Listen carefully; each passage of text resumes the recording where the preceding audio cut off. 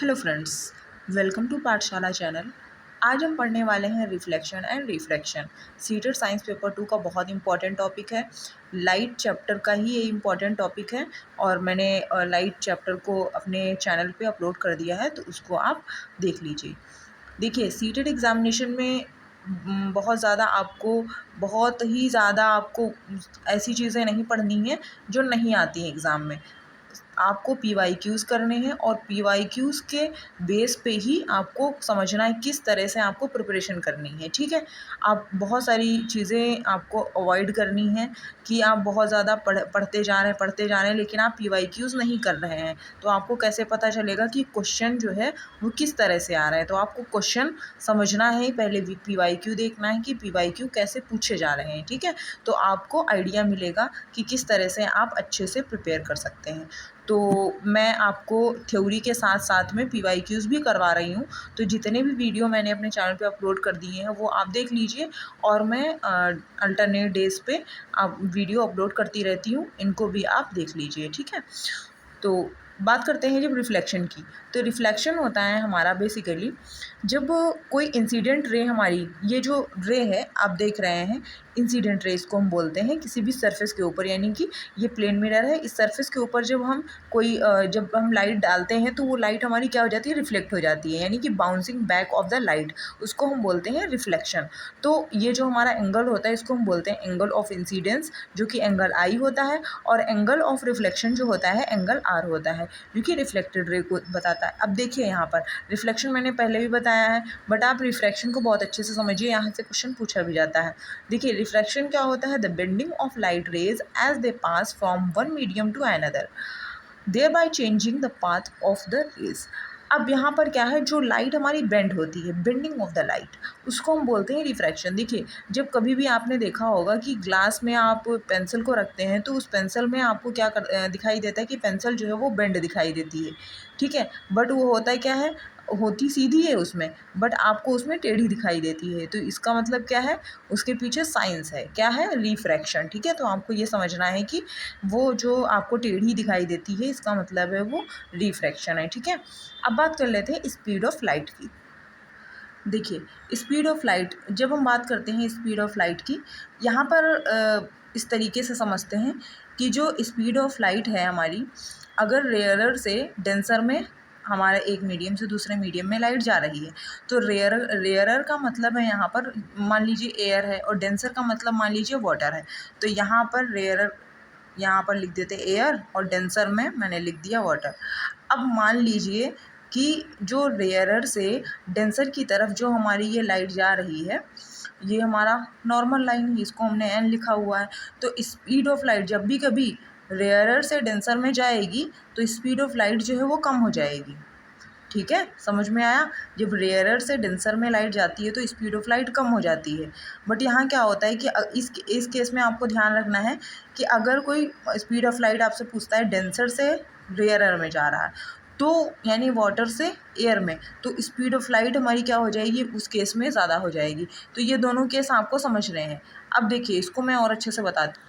देखिए आप ऐसे समझ सकते हैं कि अगर हमारे पास में, हम यहाँ पर लिख सकते हैं कि जब हमारे पास में रेयरर से, हम कहाँ जा रहे हैं, रेयरर से डेंसर में जा रहे हैं, ठीक है, रेयरर से डेंसर, तो जो स्पीड ऑफ लाइट होगी वो क्या होगी, हमारी कम होगी, ठीक है, स्पीड ऑफ लाइट कम होगी टूवर्ड्स नॉर्मल, ये हम लिख सकते हैं टूवर्ड्स नॉर्मल। अभी जो मैंने आपको बताया उधर दिखाया था डायग्राम के थ्रू, ठीक है, रेयरर से डेंसर में, इस तरीके से कोई लाइट जा रही है हमारी रेयरर से किधर, डेंसर की तरफ, ठीक है, तो स्पीड ऑफ लाइट हमारी कम हो गई टूवर्ड्स द नॉर्मल, ठीक। अब दूसरे केस में क्या है, अगर हम डेंसर से, यहाँ पर ध्यान दीजिएगा, डेंसर से हम कहाँ जा रहे हैं, रेयरर में, यानी कि जो स्पीड ऑफ लाइट है रेयरर में जा रही है, तो यहाँ क्या होगा, जो स्पीड ऑफ लाइट है वो क्या हो जाएगी, हमारी ज़्यादा हो जाएगी, ठीक है, मोर अवे बेंट, तो ये चीज़ आपको ध्यान रखना है, ठीक है। तो इस तरीके से आप समझ सकते हैं कि क्या होता है, रेयरर से जब डेंसर में जाते हैं तो स्पीड ऑफ लाइट कम होगी टूवर्ड्स द नॉर्मल, और डेंसर से रेयरर में जाएंगे स्पीड ऑफ लाइट ज़्यादा होगी अवे बेंट, ठीक है। आई होप इतना क्लियर हो गया होगा आप लोगों को। ओके, अब हम PYQs के थ्रू क्वेश्चंस को बहुत अच्छे से समझेंगे, इस चैप्टर को कवर करेंगे PYQs के थ्रू। देखिए PYQs यहाँ पर जो है हमारे प्रीवियस ईयर क्वेश्चंस, जो मैंने आपको प्रीवियस वीडियो में कॉनकेव लेंस, कॉन्वेक्स मिरर और कॉनकेव मिरर ये सारी चीज़ें बताई हुई हैं बहुत ही इजी वे में।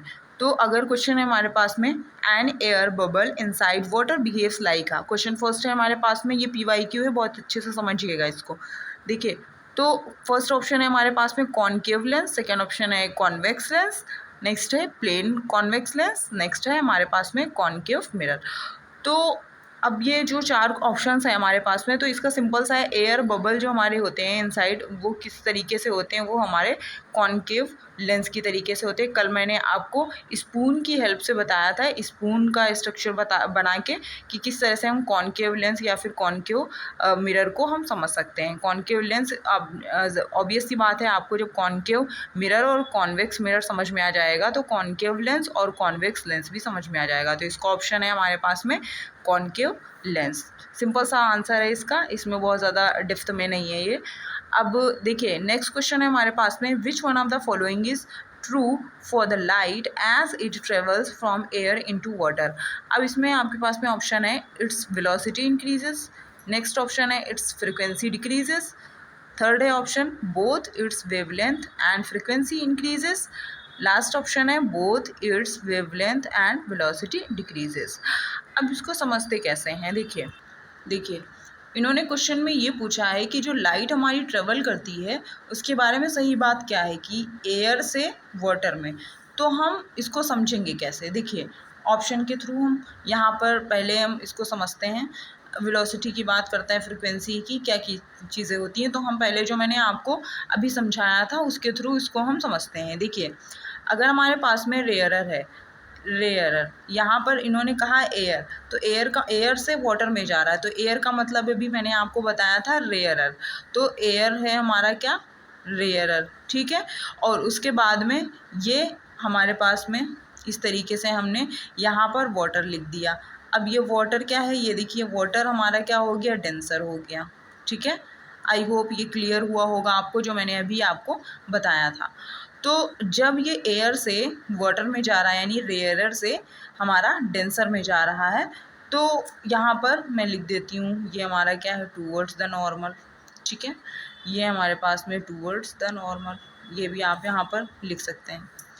अब ये जो हमारे पास में रेयरर से डेंसर में जा रहा है तो स्पीड हमारी क्या होगी, वो क्या हो जाएगी, स्पीड हमारी कम होगी, स्पीड क्या होगी, कम होगी। अगर स्पीड कम होगी तो वेवलेंथ भी हमारे पास में क्या होगा, कम होगा, वेवलेंथ भी हमारे पास में क्या होगा, कम होगा। और वेवलेंथ कम है और वेलोसिटी भी क्या होगी, यहाँ पर कम होगी। और ये चीज़ें आपको रिमेंबर रखनी है, ठीक है। और बट इस केस में फ्रिक्वेंसी जो होती है वो क्या होती है, फ्रिक्वेंसी आपको ध्यान रखना है वो सेम होती है, फ्रिक्वेंसी क्या होती है हमारी, सेम होती है। तो एक फैक्ट इसमें याद रखिए जो कि मैं यहाँ पर लिखे दे रही हूँ, देखिए ये मैंने यहाँ पर लिख दिया है, देखिए the speed of light decreases and the ray bends towards the normal. तो ये आप यहाँ पर इसको ध्यान रखिएगा कि जो स्पीड ऑफ लाइट है वो डिक्रीज़ होगी टूवर्ड्स द नॉर्मल। अब स्पीड मैंने यहाँ पर मेंशन कर दिया, velocity and wavelength, frequency but same होगी। तो आई होप आपको आंसर मिल गया होगा इसका। तो आंसर हो जाएगा इसमें wavelength and velocity both are decreases, तो इसका ऑप्शन हो जाएगा डी।